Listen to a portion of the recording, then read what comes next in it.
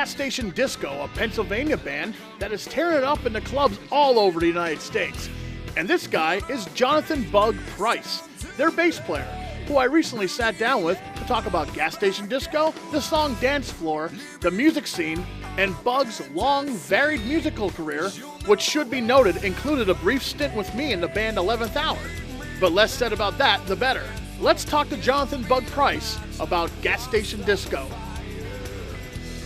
It's something you could definitely dance to, have a good time. It holds a groove. But, you know, not too heavy, but not too light. We're like an indie pop rock band, somewhat electronic, new wave rock.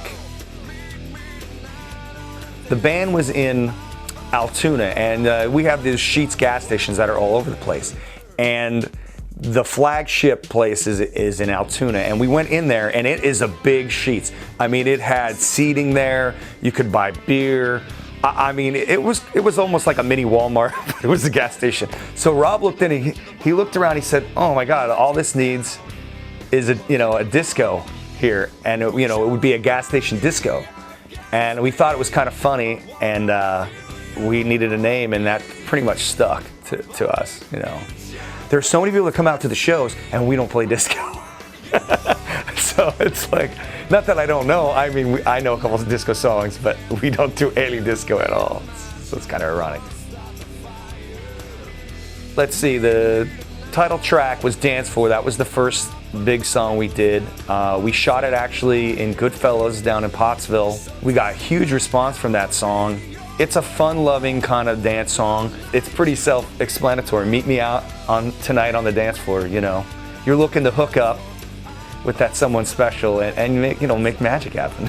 Actually, all our music is available on TouchTunes, so you can go to any of the bars and you can bring it up and take a listen to it and check that out.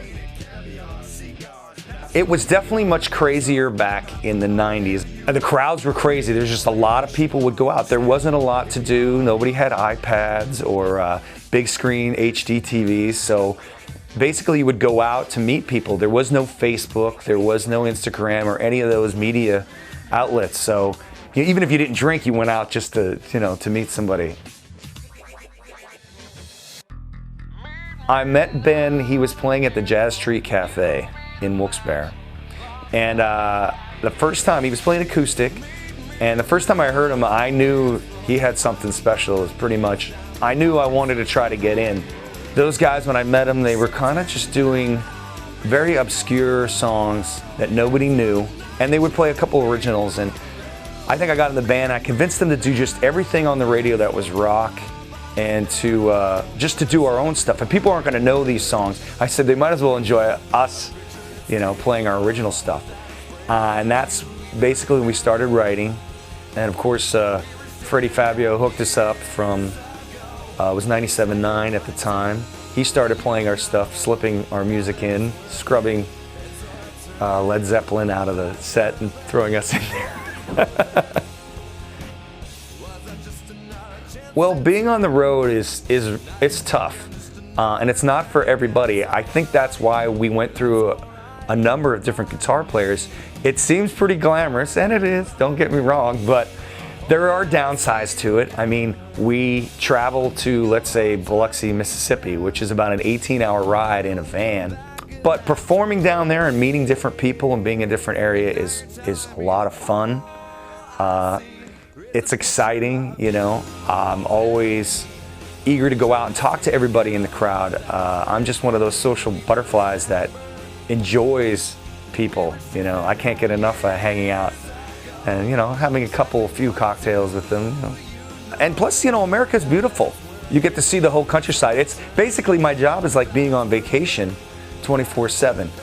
I don't have a lot of stress in my life. I mean, I love what I do, so I'm learning songs, we're writing songs. Not too many people get to live their dream, and I'm one of the few that do.